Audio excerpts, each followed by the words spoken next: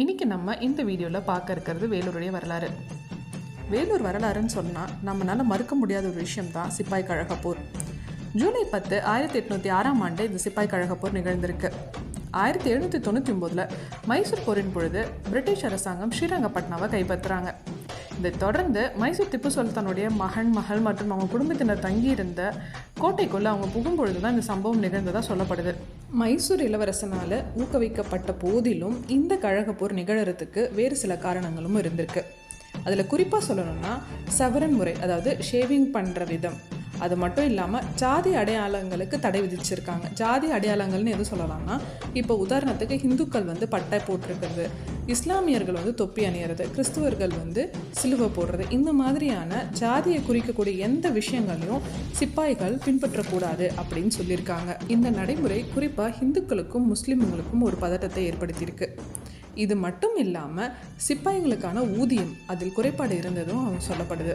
எல்லாத்தையும் தாண்டி பிரிட்டிஷ் அரசாங்கம் சிப்பாய்களுடைய எந்த குறைகளுக்கும் செவி கொடுக்காததுதான் முக்கிய காரணமாகவும் சொல்லப்படுது. ஜூலை 10, 1806 நள்ளிரவில் சிப்பாய்கள் வேலூர் கோட்டையை கைப்பற்றியிருக்காங்க. அதுவும் எப்படி அப்படின்னு பார்த்தாக்கா, பிரிட்டிஷ் அதிகாரிகள் மற்றும் அங்கே இருந்த சிப்பாய்கள் எல்லாரையும் கொண்டு இருக்காங்க. மொத்தமாக 130 பேருக்கு மேலே இருக்கும். கொன்று அன்றைக்கி இரவோட கோட்டையை கைப்பற்றது மட்டும் இல்லாமல் திப்பு சுல்தானுடைய கொடியை மறுபடியும் ஏற்றிருக்காங்க.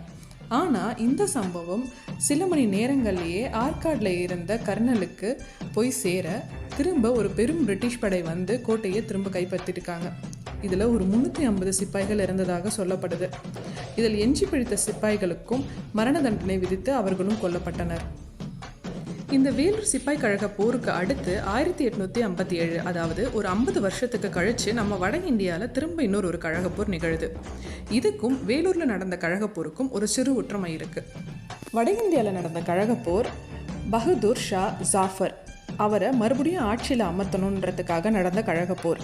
இது வேலூரோட எப்படி ஒத்து போகுது அப்படின்னு பார்த்தாக்கா, வேலூர் நடந்த கழக போர் திப்பு சுல்தான் அவர்களை மறுபடியும் ஆட்சிக்கு கொண்டு வரதாக இருந்தது. ஸோ இது ரெண்டுத்துக்குமான நோக்கம் ஒன்றாக தான் இருக்குது.